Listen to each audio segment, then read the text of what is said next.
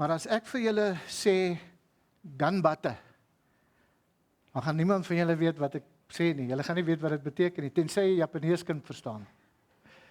Maar as ek vir julle sê vasbyt, dan sal omtrent almal van julle dadelik weet dat ek bedoel julle moet spreekwoordelik op julle tande byt en voortbeer met waarmee julle besig is.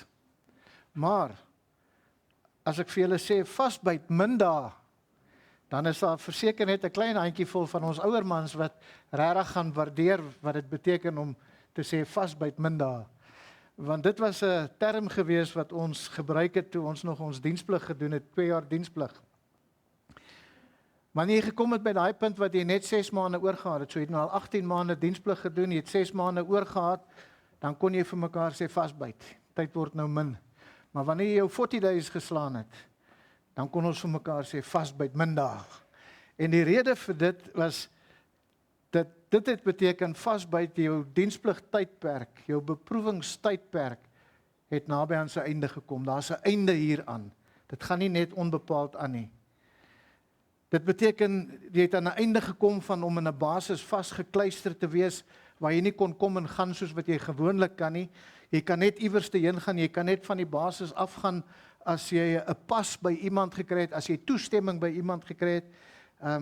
So om te sê vir mekaar vasbyt min dae het beteken dat jou tydperk van beproewing is amper op sy einde. En dit is wat Jakobus vir ons vandag sê. Kyk mooi na vers 7 en 8, daar in hoofstuk 5, as Jakobus sê, wees dan geduldig, broeders. En dan aan die einde van vers 8 sê hy, want die wederkoms van die Here is naby. Wees dan geduldig, broeders, want die wederkoms van die Here is naby. En dit is die konteks wat Jakobus vandag met ons praat, van hierdie geduldig wees, want die einde is in sig. En wat Jakobus hier in hierdie hoofstuk doen, is hy beskryf die Christengesindheid, terwyl ons hier op aarde is. Maar hier moet ons verstaan, hy praat nou met ware geredde mense. Dit is die mense wat gelei het onder die verdrukkinge van die ryk onregverdiges waarvan ons verlede keer gehoor het. En hy sê vir hulle, vasbyt min dae. Kom ons lees saam daar, Jakobus 5 vanaf vers 7 tot en met vers 11. Wees dan geduldig, broeders, tot op die wederkoms van die Here. Kyk, die landbouer wag op die koslike vrug van die aarde en het geduld daarmee, totdat dit die vroeë en die laatreën ontvang het. Julle moet ook geduldig wees. Versterk julle harte, want die wederkoms van die Here is naby. Moenie teen mekaar sug nie, broeders, sodat julle nie veroordeel word nie. Kyk, die regter staan voor die deur.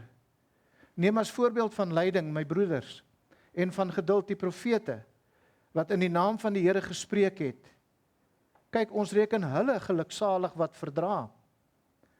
Julle het gehoor van die lydsaamheid van Job, en julle het die einddoel van die Here met hom gesien, dat die Here vol medelee en ontferming is. So ons sien dat Jakobus hier in hoofstuk 5 'n anderste trant het. Hy is 'n anderste manier wat hy hier skryf as wat hy in al die vorige hoofstukke geskryf het. En ons sien dat Jakobus nou tot nou toe in alles wat ons geleer het hier uit Jakobus uit, het Jakobus vir ons die absolute Christen standaard gegee. Hy het nie 'n kompromie gemaak nie. Dit is swart op wit, die absolute standaard van God. En daardie standaard is so hoog, dat ons self baie maal gewonder het of ons gered is. En ons het dit soms as veroordelend ervaar. Veral verlede keer toe ons in hoofstuk 5 vers 1 tot 6 gekyk het, na wat Jakobus daar en daardie veroordelende boodskap wat hy gebring het. Maar nou kom Jakobus en hy spreek sy lesers weer aan as broeders. Let op dat in hierdie teks, en dis ons nou vers 12 insluit, wat ons nie vandag na gaan kyk nie, maar as ons vers 12 insluit, dan gebruik hy 4 keer die woord broeders. Net in hierdie teks. So ons kan sien dat Jakobus is hier weer besig, hy draai nou na daardie mense wat waarlik Christene is. Mense wat in die gemeentes is, wat hy tot nou toe aangespreek is, was mense wat sê hulle is Christene, maar nie is nie. Maar nou draai hy na sy broeders, na mense wat waarlik Christene is. En ons sien in die res van hoofstuk 5, wat ons nog gaan sien dan nou vorentoe in die toekoms, dan sal ons sien dat hy hierdie liefdevolle aanmoediging aan hulpelose sondaars gee. hierdie aanmoediging. Hoofstuk 5 is 'n bemoedigende hoofstuk, is 'n aanmoedigende, motiverende hoofstuk. En hy moedig hulle aan om aan te hou groei deur geduldige en vasberade, standvastige volharding in tye van beproewing. Seker die een eienskap wat ons die meeste mee worstel en sukkel. Ek persoonlik glo dat hoofstuk 5 vers 1 tot 6, daardie geweldige veroordelende boodskap wat ons laas keer na gekyk het, is in werklikheid die inleiding tot die res van hoofstuk 5. En daar's 'n spesifieke rede hoekom hy dit so gedoen het. Hy het vir hierdie rykes wat buite die kerk was, het hy gesê, die rykes wat die arme mense verdruk en hulle misbruik, het hy vir hulle gesê, hou maar aan, jaag julle geld en julle rykdom na, verdruk en misbruik die armes, julle dag sal kom. En ek glo hy het dit gedoen om die ware Christene wat vervolg was, te bemoedig. Want hy het geweet dat Christene ook soms moedeloos kan word, onder hierdie soort beproewinge en verdrukkinge. En hy het in werklikheid vir hulle hierdie inleiding gegee en gesê, sien julle wat gaan met daardie mense gebeur? Laat dit vir julle dien as 'n motivering om te volhard en geduldig te kan aangaan. En daarom gee Jakobus vir ons in vandag se teks, gee hy vir ons 'n 5-punt plan om te kan volhard onder beproewinge. Hy gee vir ons 'n 5-punt plan hier van wat ons in ons normale Christenlewe kan en behoort en moet doen. Die eerste een is, hy sê, bly geduldig tot die einde toe. Bly geduldig tot die einde toe in vers 7. En ons sien letterlik in hierdie teks dat hy vat vers vir vers, soos wat ons deur hom stap, en elke vers het eintlik 'n ander onderwerp wat hy bou op die vorige onderwerp. Die tweede aspek van sy 5-punt plan wat hy gee is, bly standvastig tot die einde toe, vers 8. Bly standvastig, volhardend tot die einde toe. En dan die derde een is, bly self gefokus tot die einde toe. En ja, hier is die een geval in die Bybel waar die Bybel vir ons leer, fokus op jouself. En dan die vierde ene is, bly 'n Bybelse voorbeeld tot die einde toe. Bly 'n Bybelse voorbeeld tot die einde toe, dan vers 10. En dan die laaste een is, bly vashou aan die einddoel tot die einde toe. Bly vashou, sien die einde en hou vas daaraan totdat die einde aangebreek het. Met ander woorde, wat Jakobus vir ons in hierdie teks sê is, vasbyt manne, dit is min dae. MacArthur skryf in sy dagstukkie Strength for Today. Sy dagstukkie van die 15de Mei het hy hierdie gedagte gestel. Hy sê, genuine believers will react thankfully to trials and sufferings. Preventative spiritual maintenance is very important. If we are disciplined believers, we'll practice it and prepare ourselves for any kind of trials and hardships. Then when the unexpected happens, we'll be able to respond in a godly manner and truly appreciate what the Lord is teaching us.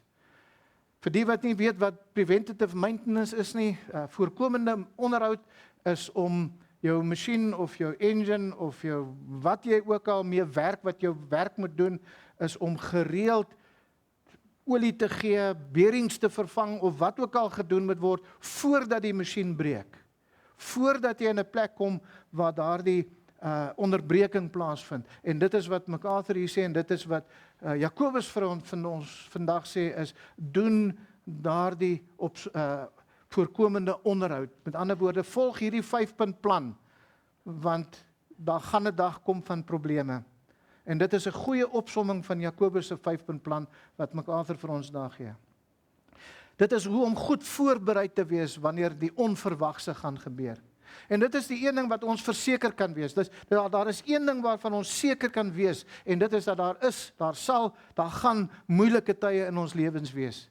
Soos Job ook op 'n stadium gesê het in Job 5 vers 7, maar die mens word vermoeite gebore, soos die vonke boontoe vlieg. As jy 'n vuur maak in die aand en jy gooi 'n stomp op daardie vuur, dan gaan die vonke op boontoe. En net soos wat daardie vonke altyd boontoe sal gaan, sê Job, ons is gebore vir moeilikheid. Daar gaan moeilikheid op ons pad kom, maak nie saak wie jy is nie. Die mens is gebore, hy's vermoeite, soos die vonke boontoe vlieg. Moeilikheid sal ons in hierdie lewe kry op een of ander stadium in ons lewens. Die beste manier om proaktief voor te berei en gereed te wees voordat dit gebeur, is om Jakobus se 5-punt plan te volg vir ons lewens. En op hierdie manier sal ons vrede en vreugde ervaar, omdat ons weet dat God vol medelee en ontferming is.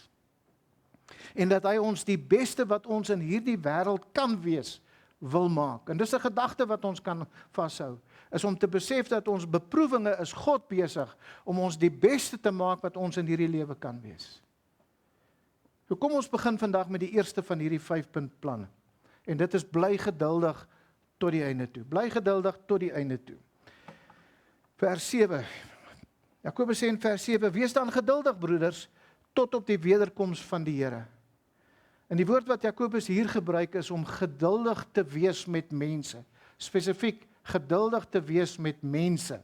Want kyk, ons kan geduldig wees met omstandighede en ons gaan net nou daarby uitkom, maar hier praat hy spesifiek van wees geduldig, broeders, tot op die wederkoms van die Here, wees geduldig met mense.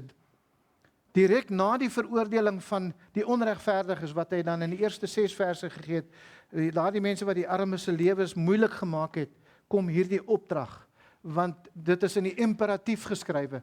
Die woord geduldig is 'n opdrag, dis nie iets wat jy kan doen of jy dit wil doen nie. Dis 'n opdrag. Jakobus gee vir ons, die woord van God gee vir ons hierdie opdrag. Dis iets wat ek en jy moet doen. Dis 'n opdrag van God. Om dit nie te doen nie is sonde. Wees dan geduldig, broeders. Jakobus gee die opdrag dat hierdie armes wat verdruk word, geduldig moet wees in tye van hulle verdrukking. Nou, hoekom sou Jakobus hierdie opdrag gee? Want 'n persoon wat nie geduldig bly onder verdrukking nie, wat gaan met hom gebeur? Hy gaan nie die les leer wat hy veronderstel is om te leer nie. Daardie beproewing sal nie die God bewerkte uitkoms hê as hy nie geduldig bly onder daardie beproewing nie. Jesus vertel op 'n stadium die gelykenis van die onbarmhartige skuldeiser in Matteus 18 vers 23 tot 35. En julle ken daardie gelykenis, maar voordat hierdie onregverdige skuldeiser sy medediensknegt aan die keel gegryp het, het die koning van hom ook geëis om dat sy skuld afbetaal moes word. En die onregverdige skuldeiser vra vir die koning in Matteus 18 vers 26: Heer, wees lankmoedig met my en ek sal u alles betaal. Die woord lankmoedig wat hy hier gebruik in Matteus 18 vers 26 is presies dieselfde woord wat Jakobus vir geduldig gebruik. En dit is die Griekse woordjie makrothumeo. Dis 'n saamgestelde woord wat makro beteken om lank te wees of om stadig te wees, en thumos wat beteken om kwaad te word of om woede te hê. Met ander woorde, om lank te wees, om kwaad te word, om lankmoedig te wees, om stadig te wees, om kwaad te word. Maar ons moet verstaan dat die Bybelse opdrag vir Christene is om glad nie kwaad te word nie. Maar Jakobus praat van 'n onuitgesproke interne woede wat hy hiervan praat, wat ons bietjie gaan stil staan vandag by en hierdie gedagte kyk, is daardie innerlike verergdheid, daardie innerlike kwaad word vir ander mense. Maar voordat ons daarby uitkom, moet ons onthou dat lankmoedigheid is 'n karaktereienskap van God. Toe God byvoorbeeld Moses se kop in 'n skeer gesit het, het hy verbygegaan daar in Eksodus 34. En ons sien dat Moses beskryf God as Here, Here, barmhartige en genadige God, lankmoedig en groot van goedertierenheid en trou. So lankmoedigheid is 'n karaktereienskap van God. Maar as dit dan nou beteken om lank te wees om kwaad te word, hoe kan dit dan nou werk? Want die Bybel leer vir ons dan ook van God se toorn. God is 'n toornige God ook. Hy's 'n liefdevolle God, maar hy's ook 'n toornige God. Wat moet ons verstaan met betrekking tot die toorn van God? Is in die heel eerste en die belangrike instansie is dat dit is nie 'n emosie soos ons kwaad word sien nie. God se toorn is nie soos wat ons sien wanneer mense kwaad word, wat jy jou meer verloor en dinge stukkend slaan of stukkend gooi of beklei of wat ook al nie. Grudem gee vir ons 'n baie goeie definisie van God se toorn. As hy sê, God's wrath means that he intensely hates all sin. En dan gaan Grudem voort as hy verduidelik, omdat God heiligheid en geregtigheid liefhet, haat hy alle ongeregtigheid. En daarom is God se toorn die berekende daad waarin hy alle sonde en ongeregtigheid van hom af verwyder, van hom af wegsit. God sal nie deel hê van ongeregtigheid nie. Dis hoe Grudem God se toorn verduidelik. Die psalmdigter sê vir ons, Psalm 103, vers 8 en 9, barmhartig genadig is die Here, lankmoedig en groot van goedertierenheid. Hy sal nie vir altyd twis nie, en nie vir ewig toorn behou nie. So wat sê die psalmdigter dan hier vir ons oor God se toorn, as hy nie vir altyd sal twis en vir ewig die toorn behou nie? Want die psalmdigter op neerkom is, God vergeld ons nie na ons ongeregtigheid nie. Want hy sê ook net in vers 11 en 12 bietjie verder aan, want so hoog as die hemel is bo die aarde, so geweldig is sy goedertierenheid oor die wat hom vrees. So ver as die ooste verwyder is van die weste, so ver verwyder hy ons oortredinge van ons. Jy sien, daar's twee dinge wat ons moet sien in hierdie psalm, is, heel eerste van alles is dat God verwyder ongeregtigheid van hom. En die wat hom vrees, vergewe hy hulle sonde, en hy verwyder hulle sonde van hulle. Maar die wat hom nie vrees nie, bly onder die toorn van God. En dan gaan 'n dag kom, voor die wit troon oordeel, waar God hulle dan permanent en vir ewig van hom af sal verwyder in 'n ewige hel. So God se toorn is dis nie wat ons sien as kwaad word is iets wat jy skree en slaan en vernietig nie. Dis nie God se toorn nie. God se toorn is daardie berekende verwydering van ongeregtigheid van hom af weg. Maar let op dat die psalmdigter sê dat God se goedertierenheid is oor die wat hom vrees. Hulle sonde word vergewe. Die wat nie vrees nie, vir hulle bly die toorn van God oor hulle, en God sal hulle van sy teenwoordigheid verwyder voor die wit troon oordeel. Wat Jakobus hier vandag vir ons leer en wat hy meer in gedagte het, is die menslike emosie van hoe ons kwaad word. En wat doen ons wanneer ons vir mense kwaad word? Buiten van om jou hier te verloor, en sommige, veral die mans wat in die weermag was, of miskien so, wat alles wil stik en slaan en met mekaar wil beklei en so voort. Dis hoe ons kwaad word sien. Skree en skel op mekaar. Maar wanneer ons kwaad word vir mense, is daar een element wat ons ook doen, en dit is ons skei ons af van daardie mense. Ons word kwaad vir hulle, ons wil nie met hulle praat nie, ons wil nie in hulle teenwoordigheid, ons wil niks met hulle te doen hê nie. Ons gaan net nou verder kyk wanneer ons by vers 9 kom, maar in vers 9 sê Jakobus, moenie teen mekaar sug nie. En daar in vers 9 sal ons sien, want dit bring ook 'n oordeel oor jou. Wat beteken dit om teen mekaar te sug? Dit is hierdie innerlike woede, hierdie innerlike kwaad word, wat jy jou innerlik afskei. Miskien nie altyd fisies nie, maar jy skei jou af van daai persoon. So as Jakobus die woord geduld, en as hy sê, wees geduldig met mekaar, dan moet ons verstaan dat hierdie woord geduld beteken dus om nie kwaad te word en jou af te skei van hulle teenwoordigheid nie. Geduldig beteken, bly geduldig met die persoon wat die beproewing oor jou lewe bring. Moet jou nie afskei van daai persoon nie. En soos ek gesê het, ek glo dit is die rede waarom Jakobus vers 1 tot 6 geskryf het. Dis die rede hoekom hy daardie geweldige negatiewe veroordelende gedeelte geskryf het. Want hy het eers die werklikheid gegee dat die mense wat die oorsaak van hierdie Christene se verdrukking is, sal veroordeel word. Dis ook iets vir ons om te onthou en te verstaan. En nou sê Jakobus vir hulle, as julle vir hulle gaan kwaad word, vir die Christene sê hy nou, as julle vir hulle gaan kwaad word, en julle gaan afskei van hulle teenwoordigheid, dan gaan julle nie gelouter word nie. Dis die les, dis die boodskap wat ons moet hoor in hierdie eerste punt van Jakobus se 5-punt plan. Hoekom sal hulle nie gelouter word nie? Want die eenvoudige rede is, omdat hulle dan niks sal leer deur die beproewing wat daardie persoon oor hulle lewe meebring nie. As jy jouself as 'n persoon 'n beproewing in jou lewe gaan bring, maar jy skei jou af van daarvan, met ander woorde, daai beproewing is nie meer deel van jou lewe nie. Jy het nie meer te doen met daai persoon nie. Hy het nie meer 'n effek op jou lewe nie. Dan leer jy nie die les wat jy veronderstel is om te leer nie. En hier sien ons die krag van geduld in hierdie teks wat ons vandag leer uit Jakobus uit. Die persoon wat geduldig gebuk gaan in tye van beproewing, is die persoon wat gelouter word. Hy is die persoon wat groei onder beproewinge.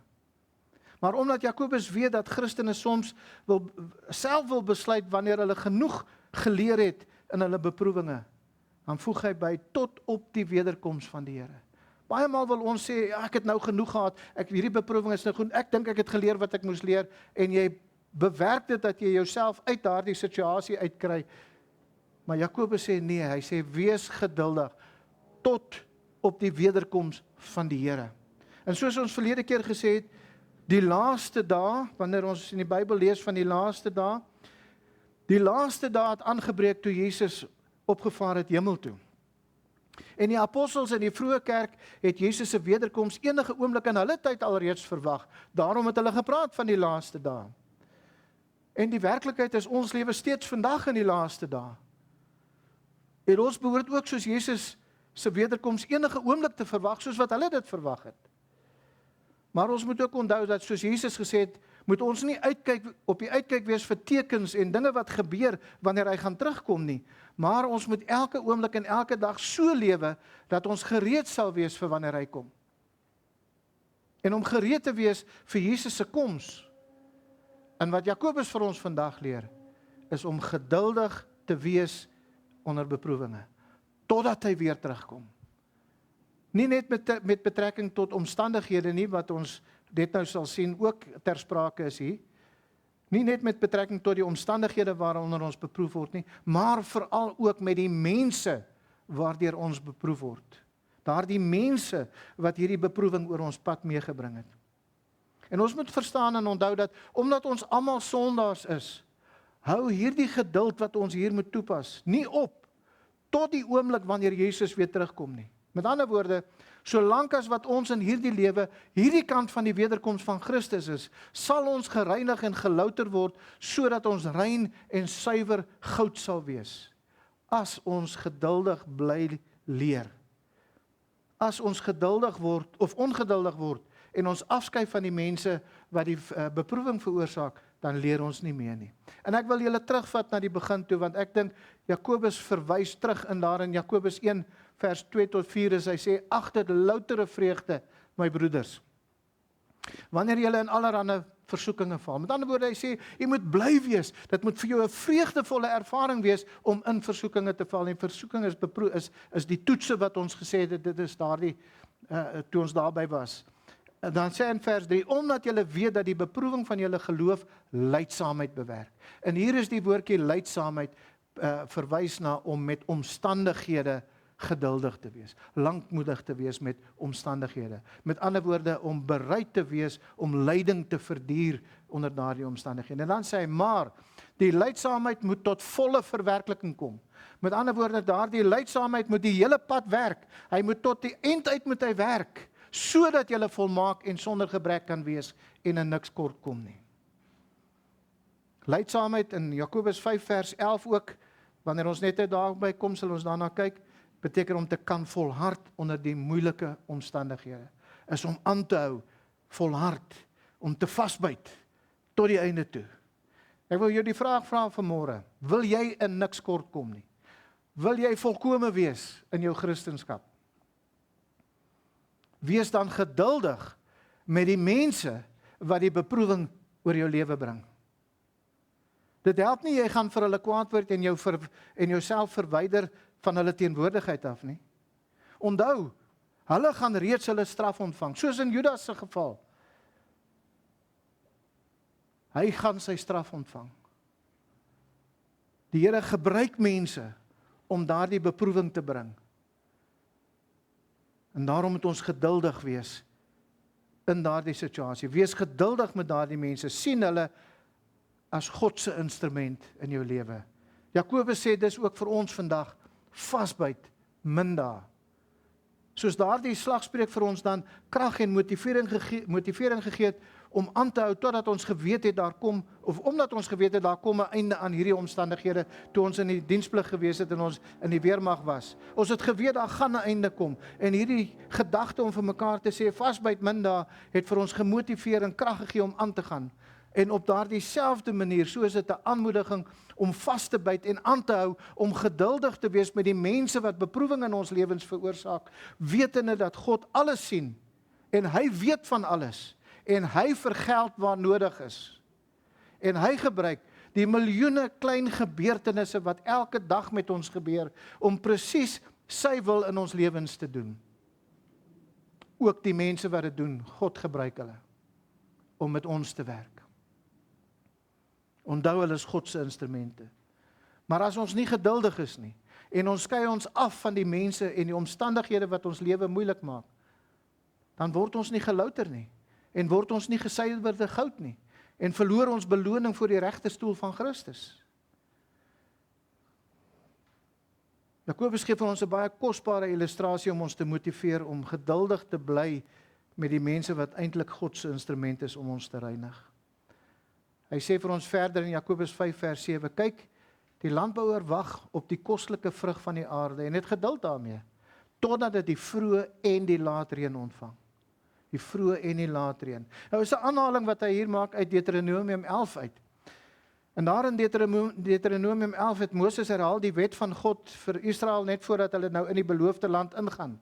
En God sê vir hulle dat as hulle gehoorsaam aan hierdie insetting en die wet wat hy vir Israel gegee het, hy sê as hulle gehoorsaam daarin is, dan sal hy die reën gee op sy tyd, sodat hulle volop voedsel sal hê in die land waarheen hulle gaan.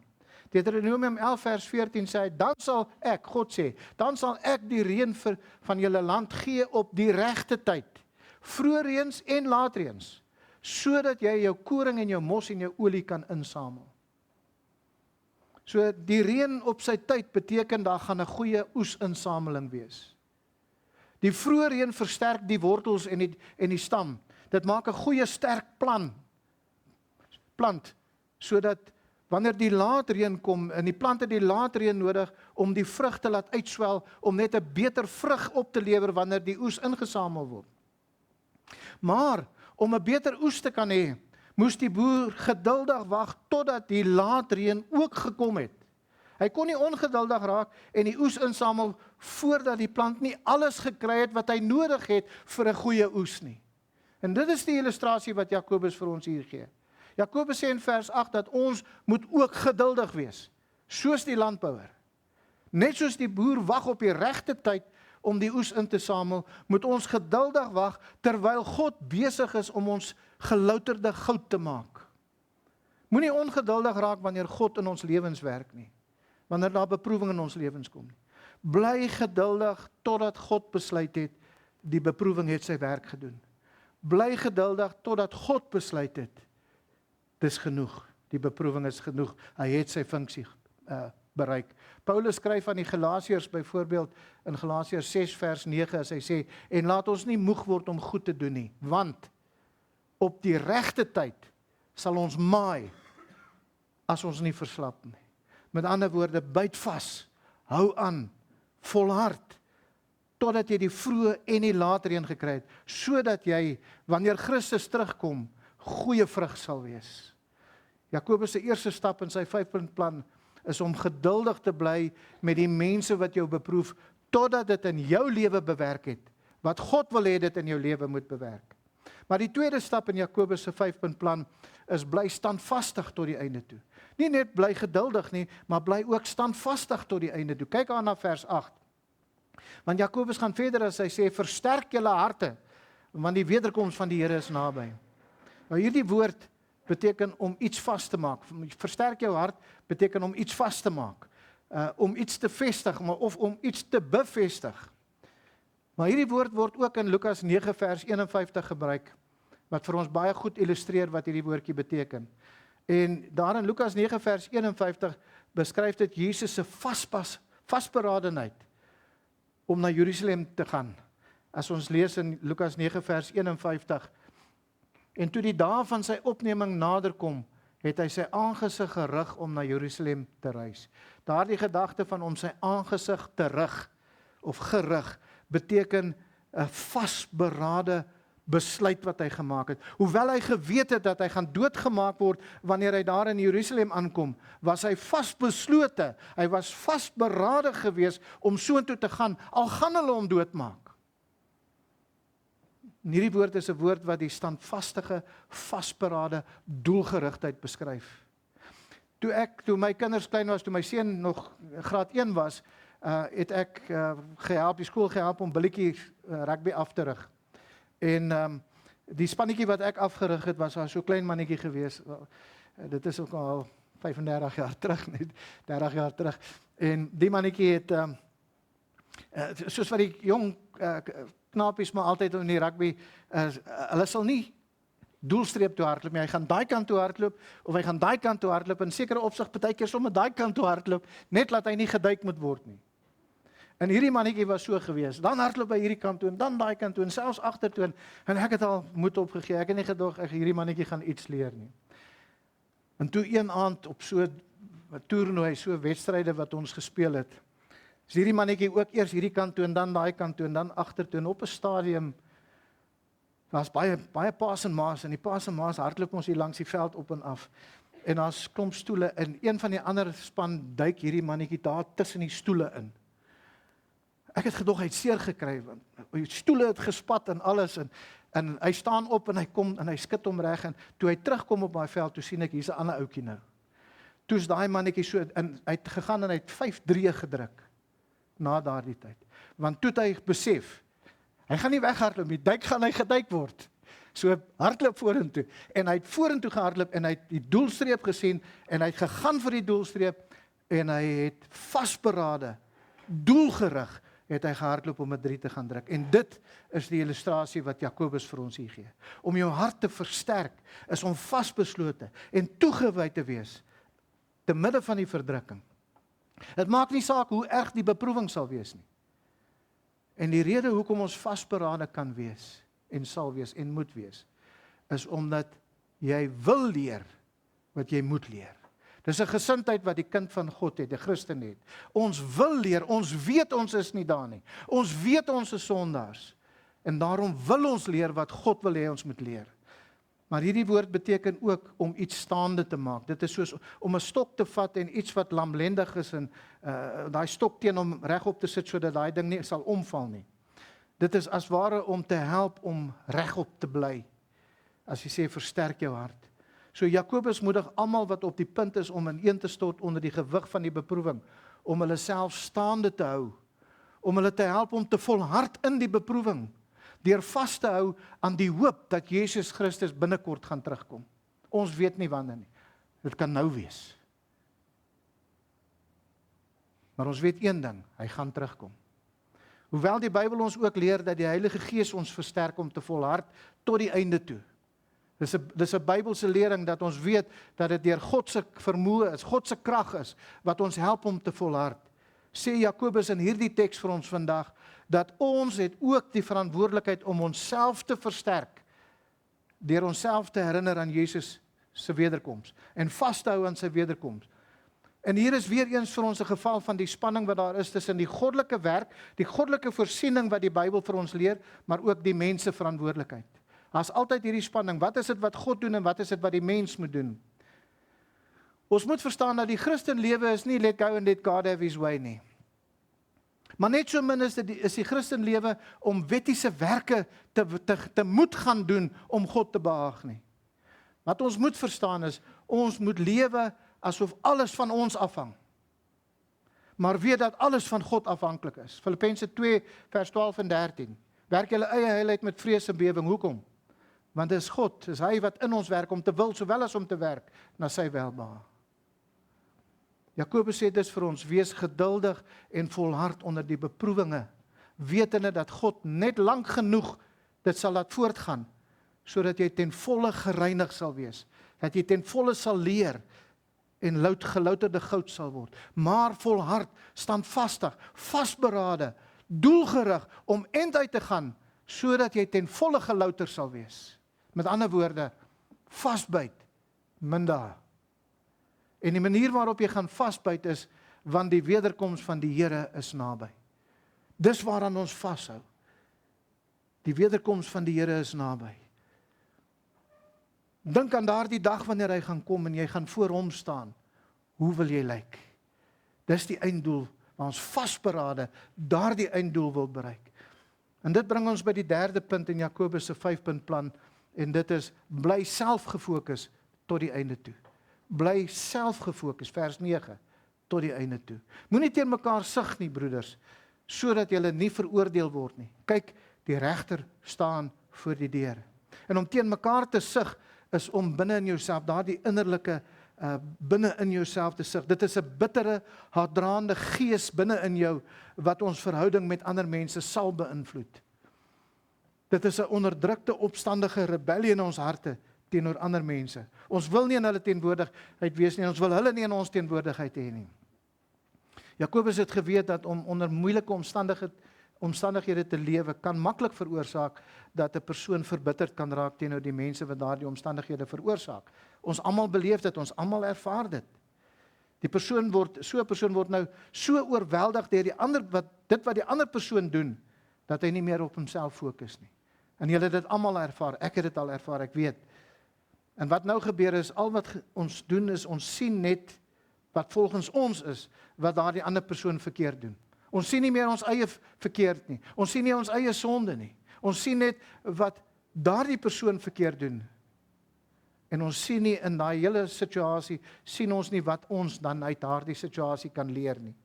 Wanneer ons fokus op die ongeregtigheid wat aan ons gedoen word, fokus ons nie meer op waarmee God in ons lewens besig is nie. Ons is so gefokus op hierdie persoon of daai persoon en wat hulle aan ons doen, dat ons dink nie meer daaraan dat dit is God se instrument wat met ons werk en dit is eintlik God wat met ons werk nie. Ons aandag word van ons eie sonde afgehaal en ons fokus op iemand anders se sonde. En daarom, onder sulke omstandighede groei ons nie meer in daardie situasie nie. Want iemand anders se sonde word nou ons sonde. Dis letterlik wat Jakobus vir ons hier sê. En daarom sê Jakobus, moenie iemand anders blameer nie. Fokus op jou eie sonde, sodat jy gereinig kan word daarvan. Maar let op verder in vers 9, hy sê, sodat jy nie veroordeel word nie. Dink bietjie daaraan, 'n beproewing wat bedoel is om ons te help om geestelik te groei, kan 'n struikeling word, wat sal maak dat ons gestraf gaan word eerder. En die prentjie wat Jakobus hier skilder, is van Jesus wat by die deur van die hofsaal staan, op die punt om in te kom en te oordeel. En ek glo dit sluit aan by die eerste punt wat Jakobus gemaak het. Ons hoop is dat wanneer Jesus terugkom, dan sal al ons beproewinge verby wees, ons tyd van beproewing gaan verby wees. Natuurlik is dit so. Maar, wat Jakobus ons hieraan herinner, hier is 'n ontnigterende gedagte wat ons nie mag mis, as hy sê dat julle nie veroordeel word nie. Onthou, Paulus sê vir Timoteus in 2 Timoteus 4 vers 1, ek besweer jou dan voor God en die Here Jesus Christus, wat die lewende en die dode sal oordeel by sy verskyning en sy koninkryk. En hier sê Jakobus dan nou, wat ons gesê het, ons glo dis vir Christene wat hy dit sê, dan sê hy, sodat julle nie veroordeel word nie. En die vraag wat dan in ons gemoed moet opkom, kan Christene dan veroordeel word? Want Paulus is ook baie duidelik in Romeine 8 vers 1, as hy sê dat daar is geen veroordeling vir die wat in Christus is. So wat sê Jakobus dan nou hier, sodat julle nie geoordeel word nie? Jy sien, daar's 3 geleenthede, daar's 3 kere wanneer Christus gaan oordeel. Die eerste een is by die regterstoel van Christus na die wegraping, 2 Korintiërs 5 vers 10. En hier by die regterstoel van Christus word Christene beoordeel volgens hulle werk op aarde, sodat hulle daarvolgens beloon gaan word. Dis nie 'n veroordeling nie, hulle word geoordeel sodat hulle beloning kan ontvang. Die tweede geleentheid waar Christus sal oordeel is by die skaap en bok nasies aan die einde van die verdrukking, die 7-jarige verdrukkingstydperk, Matteus 25 vers 31 tot 33, waar gelowiges van die ongelowiges afgeskei gaan word. Dis mense wat in die 7 jaar van verdrukking tot bekering gekom het, waar hulle van die ongelowiges afgeskei gaan word, voordat hulle in die koninkryk van Christus ingaan en die dode van Christus verwyder word. En dan is daar die derde plek waar Christus sal oordeel, en dit is voor die wit troon oordeel, Openbaring 20 vers 11 tot 15. En daar is net die ongeredde mense wat die ewige hel veroordeel word, en dan in die ewige hel verwyder van God sal word. En ek glo dat Jakobus praat hier van die eerste een, van die regterstoel van Christus. En hy sê, moenie dat iemand anders se sonde jou sonde word nie. Moenie verbitter word teen mense wat jou beproewing veroorsaak nie. Sien hulle as God se instrument, waarmee hy besig is om jou te reinig. Onthou, jy sal nie kan groei, soos jy kon gegroei het onder daardie beproewing nie. En dit sal dan natuurlik veroorsaak dat jy beloning voor die regterstoel van Christus gaan verloor. Maar dit gaan ook beteken dat jy sal ook verdere beloning verloor, omdat jy ongehoorsaam was. Jy gaan nie weer jou redding verloor nie, maar jy gaan jou beloning verloor. Bly geduldig en volhard onder alle beproewinge, maar volhard deur op jouself en wat jy kan en moet leer te fokus, Nie op die persoon wat die beproewing oor jou lewe toelaat of bring of wat ook al nie. Sien daai persoon net as God se instrument. Jakobus se 4de punt in sy 5-punt plan is, bly 'n Bybelse voorbeeld tot die einde toe. Bly 'n Bybelse voorbeeld tot die einde toe. Jakobus sê vir ons in vers 10, my broeders, neem as voorbeeld van lyding en geduld die profete wat in die naam van die Here gespreek het. Nou, Hebreërs 11 is 'n baie goeie opsomming. Dit is 'n baie goeie hoofstuk om die opsomming van al hierdie profete en hoe hulle gelei het en wat met hulle gebeur het en so voort. En hulle het geduldig tot die dood toe in die beproewing volhard. Hulle het nie opgehou nie. Hulle bly volhard.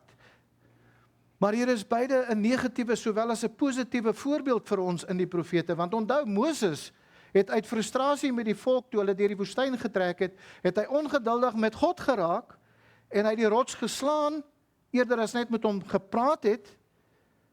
En omdat Moses dit gedoen het, het hy nooit die beloning van die beloofde land gesien nie. Hy het nooit ingegaan nie. Hy het God gesoebat op die ou einde en God het vir hom gesê, dit is genoeg, jy sal sterf, maar jy gaan nie ingaan nie. Hy het beloning verloor. Maar die groter voorbeeld wat Jakobus hiervan praat, die groter voorbeeld is dat al die profete se lewe getuig van volharding onder die moeilikste omstandighede. Blaai vir my na Hebreërs hoofstuk 12 toe. Hebreërs hoofstuk 12. As ons net 'n paar versies saam lees en ek gaan nie die versies verklaar nie. Lees net die versies saam met my. Hebreërs 12 daarvan vers 1 af. Daarom dan, terwyl ons so 'n groot wolk van getuienis rondom ons het, dis nou die profete, laat ons ook elke las aflê en die sonde wat ons so maklik omring en met volharding die wedloop loop wat voor ons lê. Die oog gefestig op Jesus, die leidsman en volëinder van die geloof, wat vir die vreugde wat hom voorgehou is, die kruis verdraai het, die skande verag het en aan die regterkant van die troon van God gaan sit het. Want julle moet ag gee op hom wat so 'n teespraak van die sondaars teen hom verdraai het, sodat julle in julle siele nie vermoeid word en verslap nie. Julle het nog nie ten bloede toe weerstand gebied in julle stryd teen die sonde nie. En julle die vermaning heeltemal vergeet wat tot julle as seun spreek. My seun, ag die tugtiging van die Here nie gering nie en beswyk nie as jy deur hom bestraf word nie. Want die Here tugtig hom wat hy liefhet en hy kastei elke seun wat hy aanneem. As julle die tugtiging verdra, behandel God julle as seuns. Want watter seun is daar wat die Vader nie tugtig nie? Maar as julle sonder tugtiging is, wat almal deelagtig geword het, dan is julle onegte kinders en nie seuns nie. Verder, ons het ons vaders na die vlees as kastyders gehad en ons het vir hulle ontzag gehad. Moet ons nie veel meer aan die Vader van die geeste onderworpe en lewe nie? Want hulle het ons wel 'n kort tydjie na hulle beste wete getugtig, maar hy tot ons beswil, sodat ons sy heiligheid deelagtig kan word, of kan deelagtig word. Nou lyk elke tugtiging of dit op die oomblik nie 'n saak van blydskap is nie, maar van droefheid. Later lewer dit egter 'n vredevolle vrug van geregtigheid vir die wat daardeur geoefen is. Daarom, rig die slappe hande en die verlamde knieë weer op en maak reguit paaie vir julle voete, sodat wat krepeel is nie uit lid raak nie, maar liewer gesond gemaak word. Jaag die vrede na met almal, die heiligmaking waarsonder niemand die Here sal sien nie, en pas op dat niemand in die genade van God veragter nie, dat geen wortel van bitterheid opskiet en onrus verwek en baie hierdeur besoedel word nie. Ek kan die res van daardie hoofstuk by die huis verder gaan lees. Dit som alles wat Jakobus vir ons hier sê op.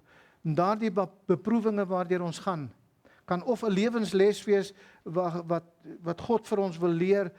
Hy kan of wees om ons proaktief te leer om sterker en meer geestelik te kan groei, of dit kan 'n saak van tugtiging wees. In ieder geval is God wat besig is in ons lewens om iets te doen wat ons die nodigste het. Volg die voorbeeld wat die profete vir ons was. Maar ek wil vanmôre iets in julle midde laat. Baie belangrik. Wees self 'n voorbeeld wat ander mense kan volg. Wees self 'n voorbeeld. Volg jy die voorbeeld van die profete, maar wees self ook 'n voorbeeld sodat ander mense jou ook kan volg. As ons die hele tyd gaan mor en kla oor ons lot, watter voordeel is ons dan vir ander mense? Watter voorbeeld is ons dan vir ander mense? 'n Voorbeeld van ongeduld en nie van volharding nie. Sien die beproewing as God se manier om jou te heilig en wees dankbaar daarvoor. Presies wat MacArthur daar in die begin gesê het. Wees dankbaar vir elke keer wanneer God in ons lewens besig is en volhard om geduldig aan te hou tot die tyd wat God bepaal het om ons die les te geleer het wat hy wil hê ons moet leer. Maar deur na die voorbeelde van die profete te wys, sê Jakobus ook vir ons vandag iets anderste wat ons ook moet verstaan. En as Jakobus sê vir ons, jou omstandighede is nie uniek nie. Daar's ander mense wat ook daardeur gegaan het. En ons moet verstaan dat ons omstandighede is nie iets wat niemand nog deurgemaak het nie, want dis wanneer ons in 'n beproewing kom, dan dink ons wel, niemand weet wat ek deurgaan nie. Nou, as ander mense wat weet wat jy deurgaan. Want ander het presies, of dalk selfs erger omstandighede al deurgegaan, en hulle het volhard tot die einde toe. En hulle is daarvoor beloon. Laat dit vir jou 'n voorbeeld wees, en wees jy 'n voorbeeld vir die volgende generasie. Want ons kan ook daardie beloning kry deur hierdie 5-punt plan van Jakobus te volg. Bly geduldig. Bly standvastig en doelgerig in volharding. Fokus net op wat jy kan leer en hoe jy kan groei en los die res in God se hand. Volg Bybelse voorbeelde en wees 'n Bybelse voorbeeld vir die volgende generasie. Maar laastens, die 5de in die 5-punt plan van Jakobus is bly vashou aan die einddoel of die einddoel tot die einde toe, vers 11. Kyk, ons reken hulle geluksalig wat verdra. Julle het gehoor van die lydsaamheid van Job en julle het die einddoel van die Here met hom gesien, dat die Here vol medelee en ontferming is. En hier beteken die woord verdra om geduldig te volhard in moeilike omstandighede. Nie mense hier nie. So Jakobus sê vir ons, ons moet geduldig wees met mense, maar hy sê ons moet ook geduldig wees in die omstandighede. Die verhaal van Job was baie bekend aan Jakobus se lesers gewees, en dit is baie bekend aan ons ook. En julle sal onthou dat Job se volharding onder die moeilikste en die onverklaarbaarste omstandighede het mense oor al die tye vasgegryp. Dit is 'n boek wat mense baie al bestudeer het hierdie. Die felle aanslag van die Satan, die verlies van al sy kinders, die verlies van al sy rykdom, die verlies van sy gesondheid, sy reputasie. En ek dink seker die ergste is wat in Job se gemoed in elk geval die verlies van die teenwoordigheid van God, want hy het gevoel God is nie meer met hom nie. Hy het gevra, waar is God? Hoekom laat God hierdie dinge oor sy lewe toe? Maar jy sien, te midde van dit alles leer die Bybel vir ons, het Job nie teen God gesondig nie. Want hy sê vir ons Job 1 vers 21 en 22, naak het ek uit my moeder se skoot gekom en naak sal ek daarheen terugkeer. Die Here het gegee en die Here het geneem. Die naam van die Here is sy geloof. By dit alles het Job nie gesondig en aan God niks ongeruims toegeskrywe nie. Dit was so erg geweest dat sy vrou kon nie meer, sy het hom so lief gehad dat sy kon nie toesien dat hy so moes ly nie. En daarom sê sy vir hom, vloek die Here, sodat jy kan sterf. Sy sou hom eerder dood gesien het, as wat hy so aangaan in hierdie omstandighede waar hy is. Maar Job antwoord daar, soos 'n daas praat jy in Job 2 vers 10. Die goeie sou ons van God aanneem, en nie ook die slegte aanneem nie. Met ander woorde, hy sê, ons is gou om die goeie van God te vat, maar ons wil nie die slegte van God aanneem. En dan sê hy daar in vers 10, by dit alles het Job nie gesondig met sy lippe nie. U sien, hoewel Job ongeduldig geword het met God, het hy nooit opgehou om te volhard onder beproewinge nie. Hy het volgehou om in God te glo en in God te vertrou, al het dit hoe sleg gegaan met hom. En Job het op die ou ende geleer, Job 42 vers 1 tot 6, toe het Job die Here geantwoord en gesê, ek weet dat hy alles kan doen, en geen plan vir die onuitvoerbaar is nie. Wie verberg die raadsbesluit daar sonder kennis? So het ek dan gespreek, sonder om te verstaan, dinge te wonderbaar vir my, wat ek nie begryp nie, hoor tog, en ek sal spreek, en ek sal u ondervra, en onderrig u my, volgens hoor sê het ek van u gehoor, maar nou het my oog u gesien, daarom herroep ek, en het ek berou in stof en as. En gebaseer op Job se getuienis of sy belydenis hier, kom die Here en hy beloon hom, soos ons lees in hoofstuk 42, vers 12 tot 17, en die Here het die einde van Job meer geseën as die begin. En hy het 14.000 stuks kleinvee en 6.000 kamele en duisende paar beeste en duisende eselinne gehad. Daarby het hy 7 seuns en 3 dogters gehad, en hy het die eerste genoem Jemima, en die tweede Kesia, en die derde Kernapig. En in die hele land is geen vroue gevind so mooi soos die dogters van Job.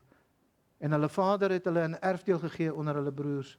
En Job het daarna 140 jaar lank gelewe, en hy het sy kinders en sy kindskinders gesien, 4 geslagte.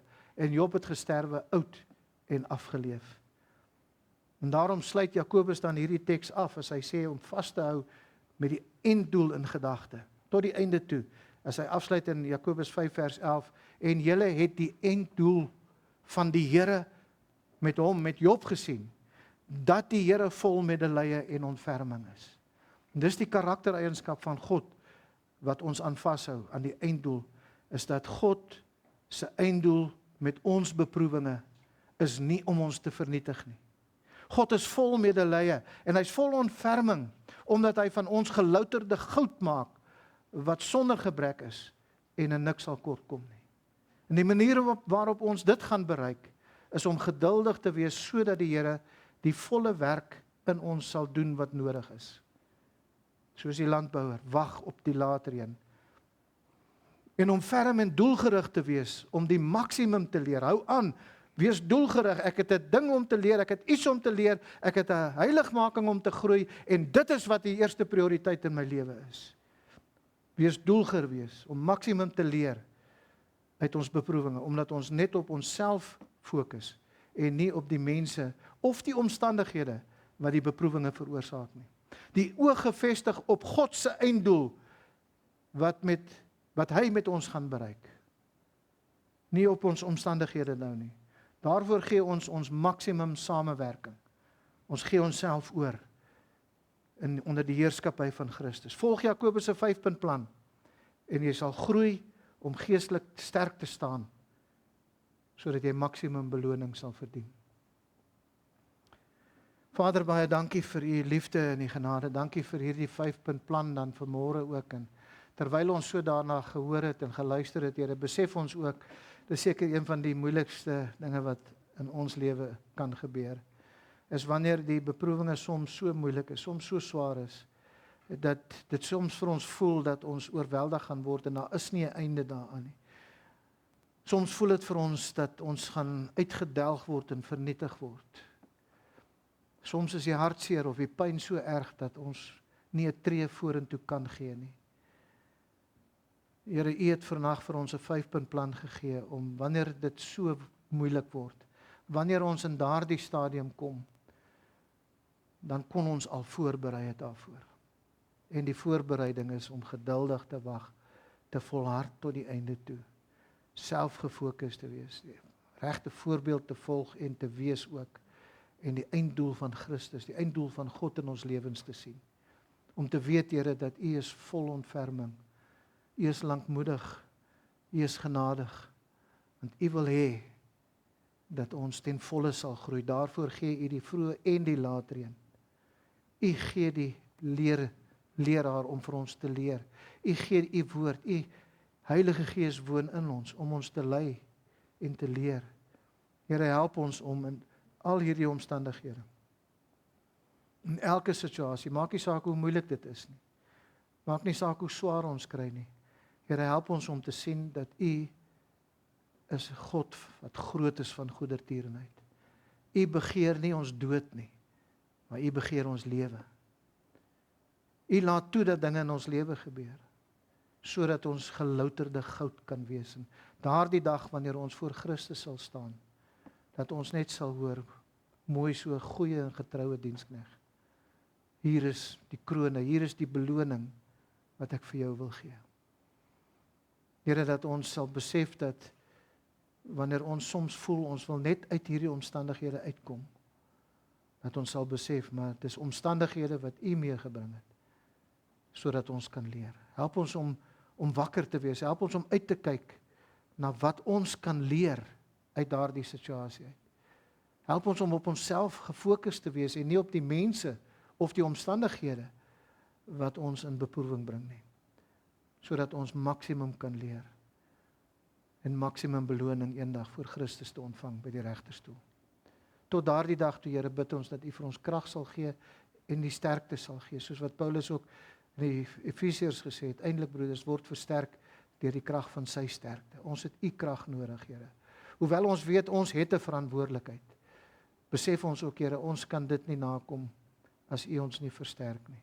En daarom bid ons, Here, dat u ons die krag sal gee, maar dat ons verantwoordelikheid sal nakom. Ons loof u daarvoor in Jesus naam. Amen.